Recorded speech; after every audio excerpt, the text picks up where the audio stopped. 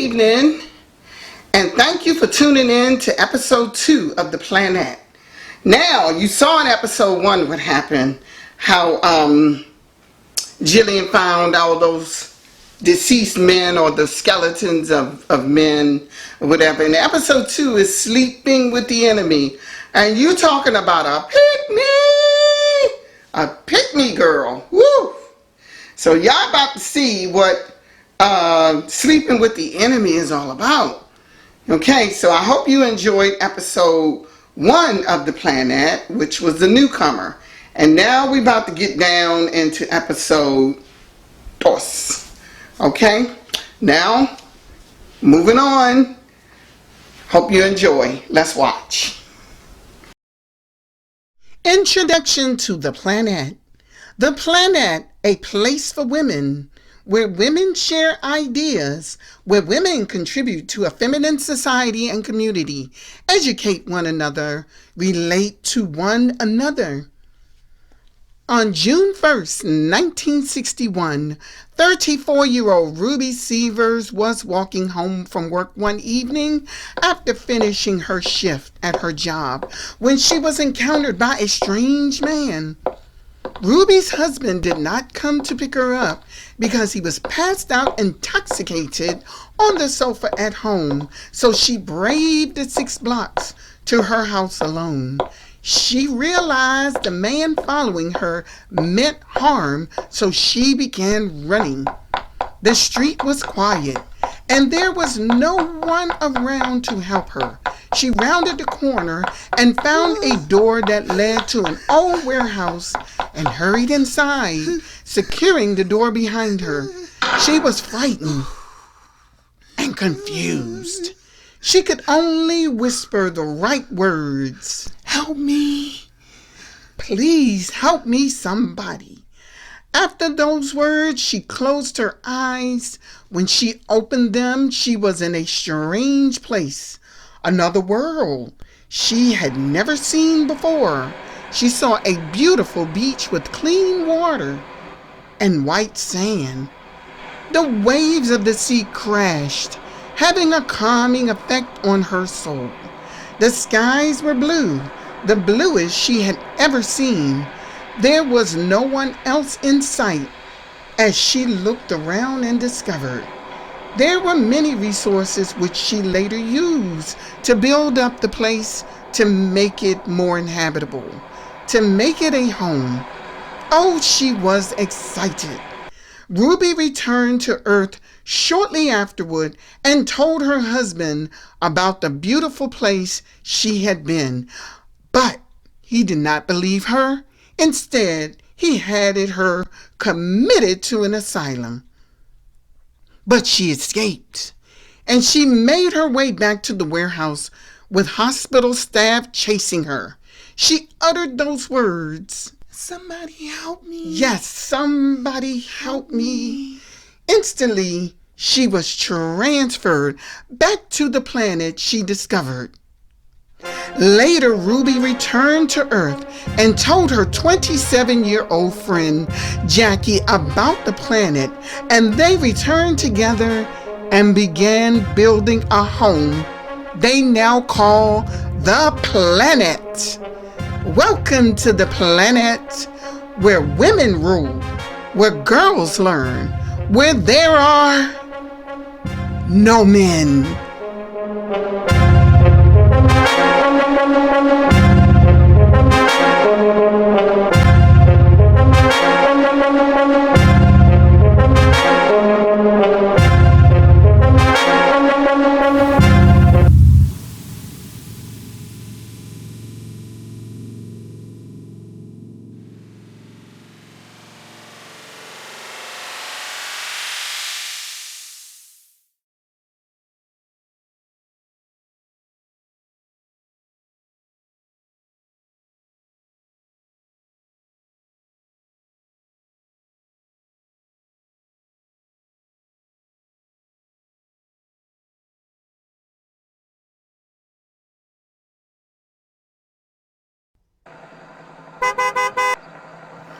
Episode 2, Scene 1.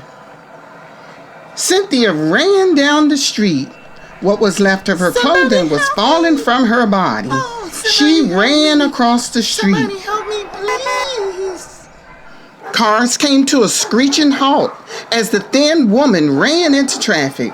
Horns sounded loudly, and one man yelled at her for running into traffic, but she had to get away from Donald. Help me, please. She banged on the window of a blue Mitsubishi Outlander Sport. A woman sat behind the wheel and was startled when the half-naked woman banged on her window. The woman unlocked the door and said, Get in. The woman knew she was taking a risk, but after seeing the distraught woman with a bloody face and clothing falling off, she did feel empathy. Cynthia hopped into the car. Please help me. Please, you gotta help me. You gotta help me. Just calm down, okay? Please, you gotta help me. Ma'am, just calm down. I need to take you to the hospital. No, you can't take me to the hospital. He's gonna find me there. Listen, young lady, Please. just calm down, okay? Listen, he's gonna kill me. Okay, I understand. He's gonna kill me. Ma'am. You don't understand. Ma'am, just His name calm is Donald. down. He's gonna kill me. Calm down. Okay. Listen. My name is Kim. What's yours? I'm Cynthia. Kim made a right turn and towards the hospital. Listen, Kim, you don't understand. The hospital is the first place. He will look for me. He will find me. No. Because I'm calling the police. Kim got on the phone and told the dispatcher to have the police meet her at the hospital. You're going to be okay, Cynthia. Okay? I'm a nurse at this hospital. I will make sure that you are protected, she said, pulling into the parking lot of the hospital. They hopped out and Kim removed her jacket and covered the abused woman with it to shield her from the cool weather and to cover her nakedness and shame. Okay, what you got here, Kim? The woman behind the counter asked. She's been assaulted. She needs immediate medical attention. Okay, I'll get her back in triage right away. You come with me, honey. The police met Kim in the lobby and she directed them to where Cynthia was. So what are you going to do, Kim? Kim's co-worker asked. Kim was an Earth representative for the Planette. Whenever she encountered a battered woman, she referred them to Ruby. Domestic violence. She's definitely a candidate for our protection. I'm gonna get in touch with Ruby as soon as the police are done. Kim headed back to see Cynthia once the police took a statement. Hey, how are you? Cynthia rested on the table. The doctor had already seen her, and she was waiting for him to write a prescription. I'm better. Kim could tell she had calmed down a great bit. She gently placed her hand on the woman's shoulder and said, Do you have any children, Cynthia? No, I don't. I miscarried last year because Donald beat me. How old are you? Me? I'm 32. Listen, Cynthia, you are too young to throw your life away on a no-good man. I can get you some help. What kind of help? You have to be ready to leave everything behind. I don't have anything to leave behind. I don't own anything. Are you some kind of social worker? Some kind. You can say that. Where would I go? Where would I go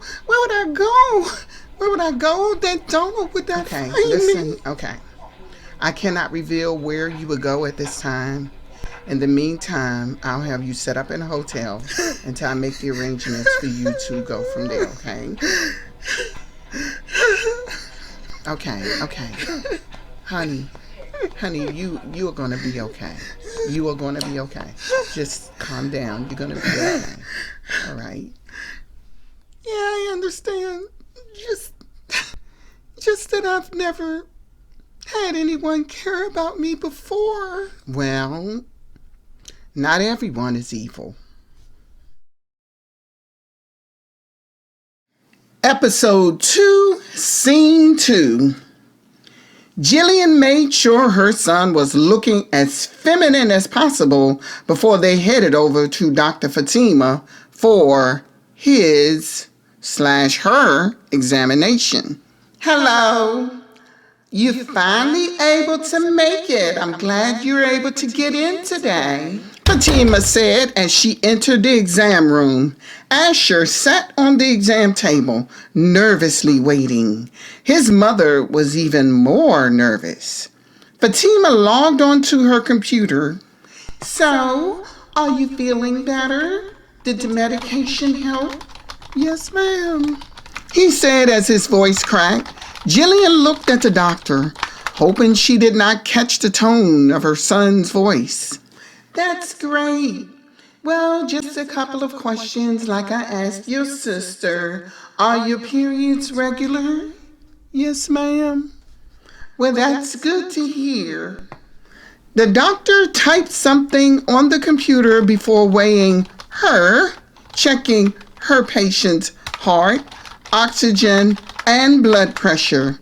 Jillian let out a long-awaited breath once the exam was over. Feel free to call me if you have any issues, but most people here are in good health, the young and old alike. Thank you, doctor. Ashley, wait for me out in the lobby. I need to speak with the doctor. Once he left, Jillian asked the question she had been wanting to ask someone for nearly 2 weeks.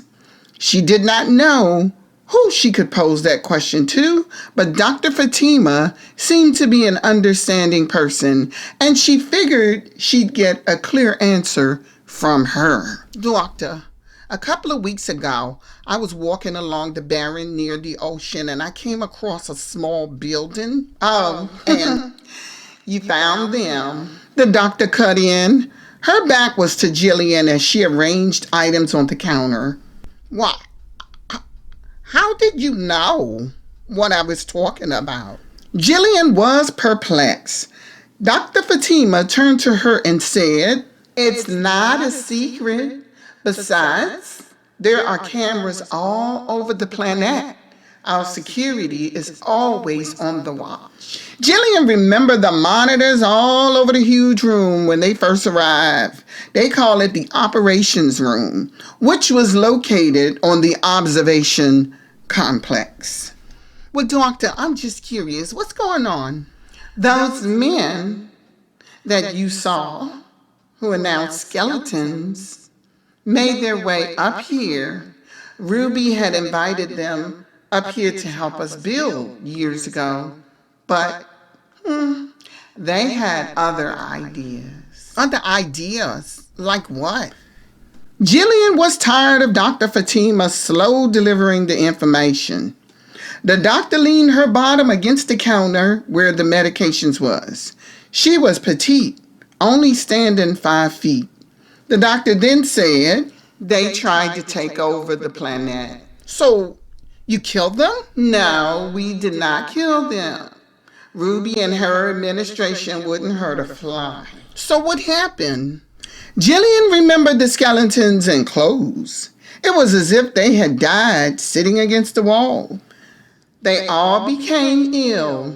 When we realized it was the environment that was affecting them, we had them go into that little structure you found them in.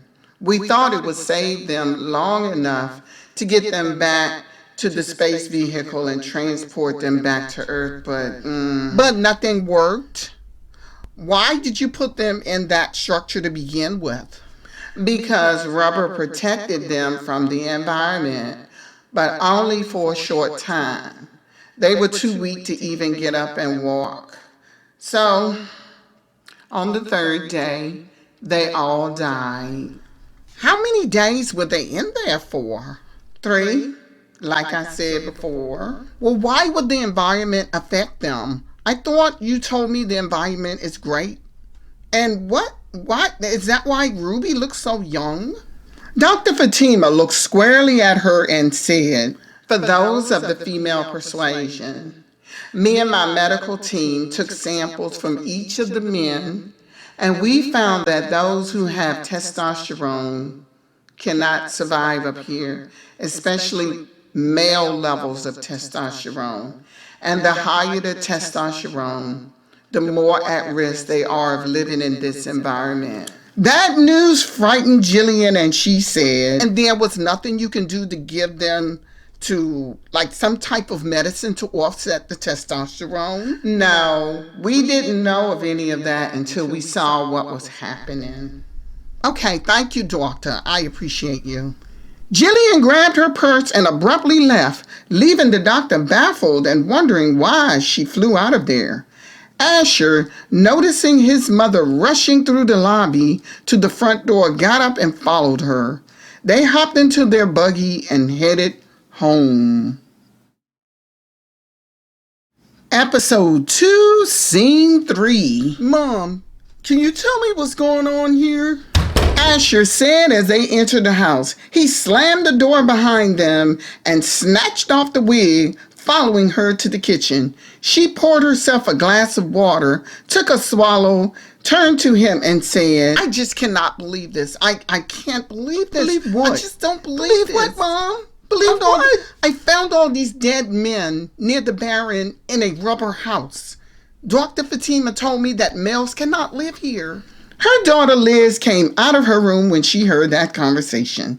And then she asked, "What does that mean? If Asher stays here too much longer, he will die." "Well, he isn't dead yet." "Because he's still young. She said the higher the testosterone, the higher the risk. We have to do something. But I can't send him back to Earth." "Mom, it sounds like you don't have much of a choice. Maybe that's the reason he got sick when we first got here. And you and I felt better." Jillian paced the floor, running her hand through her blonde hair. She did not know how she would handle this dilemma. "Oh, I got it. I wonder if the doctor has something that will boost estrogen. She has to have something. I meant to ask her. Maybe I'll ask her to prescribe something for me, being that I'm in my middle age." Jillian was talking more to herself than she was at her children as they stared at her. "Mom, they're going to find out about me one day." "Yeah, Mom. And if they do, we're all going to get kicked off the planet. And I don't want to go anywhere, Mom." "But I can't send you back, Asha. I can't. There's got to be something they could do so that you can stay here." "But the environment won't allow it, Mom. You said the doctor said so herself." Listen, I know. I just have to figure out something. Episode 2, Scene 4. "How you liking it so far?" Stephanie asked when Cynthia entered her store. "I do love it. I've been here for nearly 2 weeks now." Cynthia answered, but she did not mention the fact that she was actually missing Donald, her abusive husband. "Well, look around. Pick out anything you like," Stephanie said before getting back to the dress she was making for Lita, the woman who owned the restaurant. After Cynthia picked out what she wanted, Melly bagged the items and she walked home. She had not been assigned a vehicle, but she was assigned a small one-bedroom flat a few blocks from town. She entered her home, closed the door, tossed the bag onto the white sofa, and headed to the bedroom and opened her laptop that she had been given once she arrived on the planet. Everyone on the planet had virtual access to Earth. She space called Donald using Universal Satellite. He answered, and she could see his face, but the picture was a little distorted. "You look good," he said, knowing just how to get her back. Her bruises had healed, and the planet was a great environment for women. "Thank you, but your picture is not very clear, Donald." "I know. I think it has something to do with the satellites. I'm not getting good reception, but I can clearly see you. You're beautiful. I miss you. I miss you too. Why don't we try and work this out? I'm sorry, Cindy. From my heart, I'm sorry. I know, Donald, but what, I can't tell you where I'm at. Besides, they don't allow men here. That's a little stupid, don't you think? Are you being supported by a bunch of man-hating feminists? No, Donald, it's nothing like that. It's just that... Then why can't you tell me where you are? I promise it would never happen again, honey. When you left me, it really broke my heart. I love you more than anything in this world. Cynthia looked down while he was speaking. Cindy, look at me, honey. I'm so sad without you. I'm so lonely without you. I regret everything I did. Okay. You can't come here though. I'll have to get to you. Why? Why not? Why can't I come where you are? Donald, I'm no longer on Earth. No longer on Earth? Then where are you? You're not gonna believe this, but I'm on another planet, and there are only women here. That's preposterous. That's insane. The only way to explain it is to bring you here, but I'll have to hide you because men are not allowed here. He was silent a few moments, only allowing her to elaborate. It's really beautiful here. Flowers everywhere. Nobody eats animal products. Everyone contributes their skills for the good of the planet. A planet full of women? How do they survive without men? I know you don't believe me, Donald, but some of the women are builders, engineers, technicians, you name it. They even built their own SV. SV? Space vehicle. They make trips around in space. I've heard they've even been to the moon. Impossible. A planet without men? That's impossible for them to be able to make all those accomplishments without men. Well, Donald, they seem to be doing it well. But Donald had other ideas.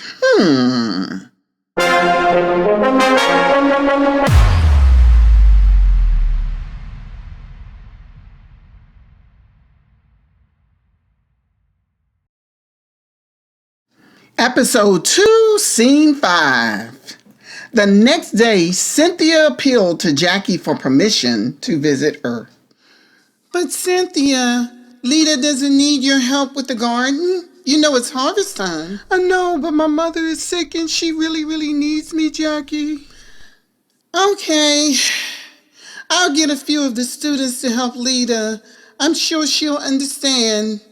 And you be safe. By the way, what size shoe do you wear? Jackie reached into the cabinet. Inside were shoes on the shelves in different sizes. Me? I wear size 8. Jackie grabbed a pair of low-heel black shoes, opened the heel, and inserted a chip. She handed them to her and said, "Report to the control room and you'll be phased out once you step into the booth." Oh, makes me feel like Dorothy on The Wizard of Oz. Yeah, that's a good one. But listen, you have a safe trip and please keep your phone on. Please, okay? Okay, I will. Thanks. Episode 2, Scene 6. The girls played volleyball during gym class. Asher's team beat the other team twice. Once they were done, some of the girls came up to him. It was time to change out of the gym clothes and into regular clothes. You play great volleyball, Ashley. You want to join our regional team? One of the girls came up to him and said, Regional team? Yeah, we play against other schools every year. Each school splits into 3 teams. Sounds good. I'll think about it. He grabbed his clothes from the locker and headed into a private bathroom that was separate from the locker room. Once he changed into those female clothes, he headed into the hallway and to his next class. He knew that watching girls change their clothing would affect him, and he wondered how much longer they could keep up this charade. It seemed easier to just return to Earth and to live with his mother's sister. At least Asher could be himself and not Ashley.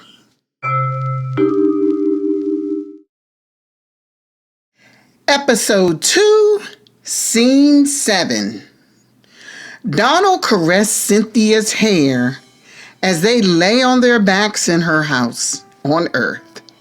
She could tell the difference between Earth and the Planette just by the way her body responded when she returned.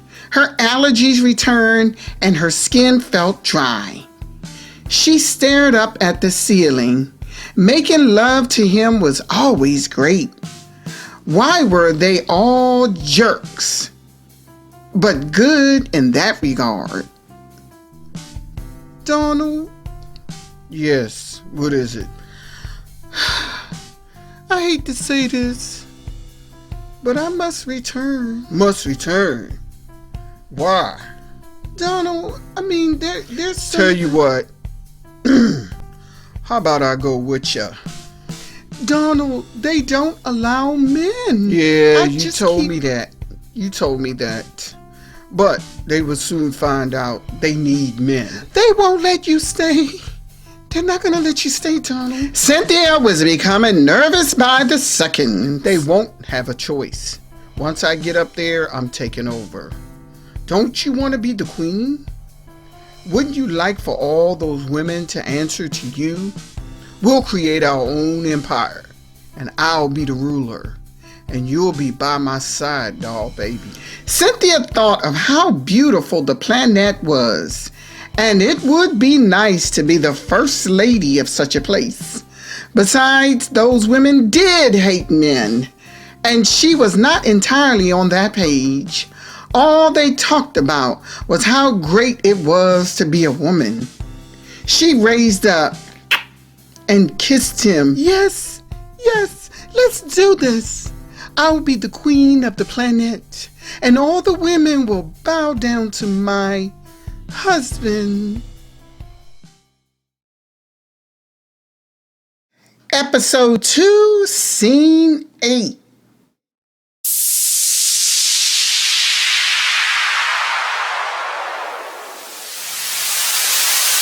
Cynthia and Donald are phased back into the booth on the Planette. When the booth opened, some of the women who worked security were sitting behind large computers, their backs to the couple who had just arrived. What is going on? Jackie said as she stood, stepping away from her console. She headed the security and technology team and was instrumental in the design and build of the Euphemia, the space vehicle. What's going on is that things are going to change around here. Donald said as he made his way down the risers towards Jackie and stood before her. Oh, is that right? Yes, there is a new sheriff in town. Jackie looked past him and at Cynthia. She narrowed her eyes at the other woman and said, So this was your plan all along? You just put us all at risk, Cynthia. No, it was my plan. Now step aside. We're not backing down, Donald. Because we don't back down, came the voice of Ruby Severs. She was wearing a dark purple skirt suit with matching pumps. She pranced down the walkway of the room and all eyes were on her. There were about 8 other women in the enormous operations room. Who are you? That's not important, and neither is it consequential. She stopped in the middle of the platform, rested her arms across her small bosom, and stared at them, her presence commanding. She's the ultimate feminist, honey. Cynthia whispered to her husband, but Ruby heard her nonetheless. You say feminist as if it's a dirty word, Cynthia. It would not suit him to be here. What's that supposed to mean? Relax. I'm only trying to save your life. Instead of responding to her, he turned and began fighting Jackie. Jackie fought back, and he soon realized she'd taken a few self-defense lessons until Cynthia struck her on the back of the head with a stapler. Jackie collapsed, and that's when the other women joined in, fighting the role couple as Ruby remained unfazed as she casually made her way down the risings towards the commotion. Several women were piled on top of the man as another woman fought Cynthia. Girls, step aside, girls. The women moved away from Donald, and Ruby shot him with a gun that tranquilized him, rendering him helpless, putting him to sleep immediately. Cynthia, seeing what happened, started running. Her plan was to make it to the booth and phase out, back to Earth, but she wasn't quick enough. Ruby shot her with the gun, and she collapsed immediately. One of the other women were able to wake Jackie up. Now bound up the trash, girls, so that we can remove it and put it in its rightful place, the garbage. The women bound the couple's hands and feet and wheeled them to the space vehicle, where they strapped them into their seats.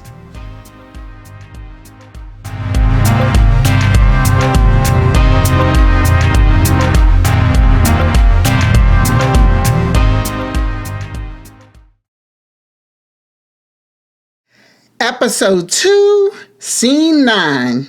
Security stood near the Euphemia, the name of the space vehicle, waiting for the boss to arrive. The engine was running, a humming sound permeating through the air. All of security were dressed in beige jumpsuits, ready to travel. They wore that color so that whenever they traveled in space, they would know who was on their team. There had been countless times they had encountered other beings in space. Ruby stepped out of the buggy after her driver opened the door. She pranced towards the Euphemia, her beige coat blowing in the wind as she donned a pair of beige pants, 4-inch pumps, and a white pullover. She pulled off her shades, although it was dusk. Where they stored the Euphemia was out in the country where nobody lived, and daylight was quite scarce on that side of the planet because it did not face their sun in their solar system. Stephanie pulled up shortly after, and the crew boarded the ship. Dana, the head pilot and instructor of universal navigation, took her position in the cockpit with her co-pilot next to her. May I get you anything, Ruby? One of the security attendants asked their boss. Well, thank you very much. Get me something fresh from the vine, please. Coming right up, madame. The doors of the Euphemia closed smoothly and the lights dimmed inside as the headlights brightened. Dana then made her announcement. Welcome aboard the Euphemia. Please fasten your seatbelts. 1314 takeoff at 700 and we are lifting.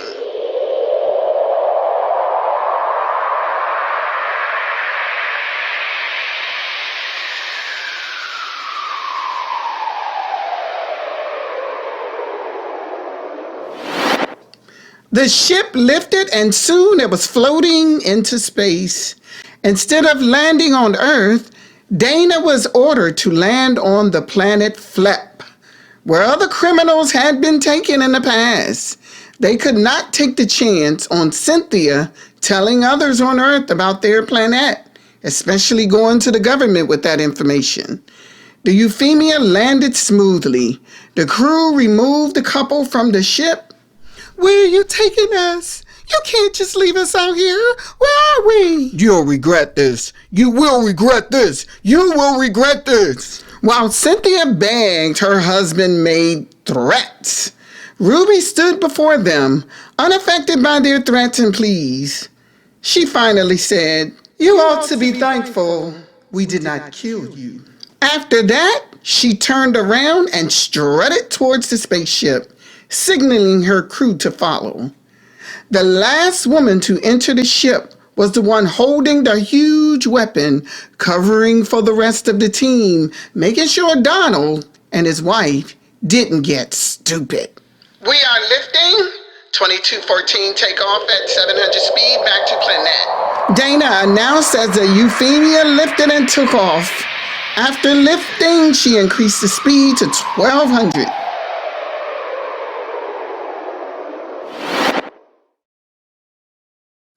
Episode 2, Scene 10.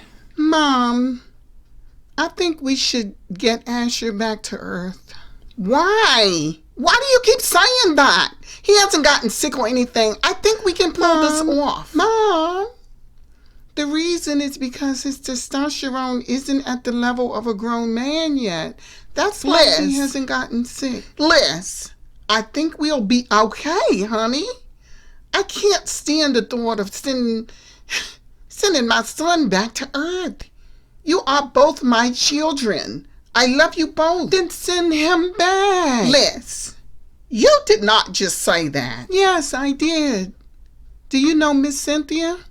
Well, she brought her husband up here, and one of the girls told me they were arrested and taken to Planet Flap.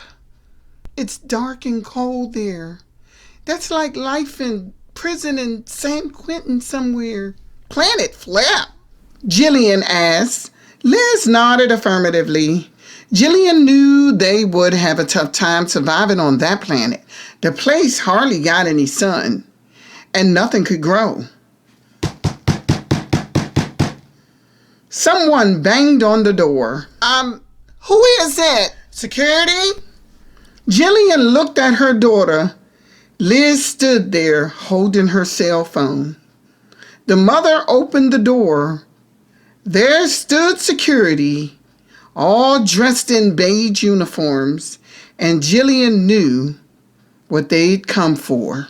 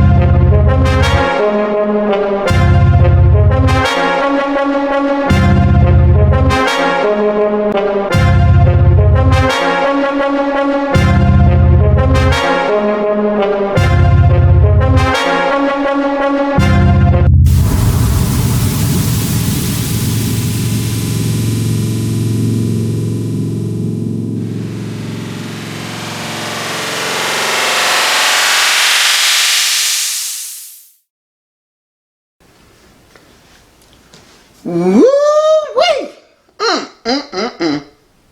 Can y'all believe? You know what? Who do y'all think is worse? Do y'all think Jillian is worse or is Cynthia worse?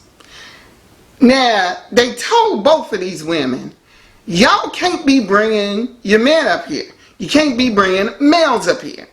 Now that Jillian done found out, what's she gonna do? She gonna send that boy back to his father? Or maybe one of her relatives? Or she gonna tough it out because she gonna miss her son so bad? I tell you. And what y'all think of Cynthia?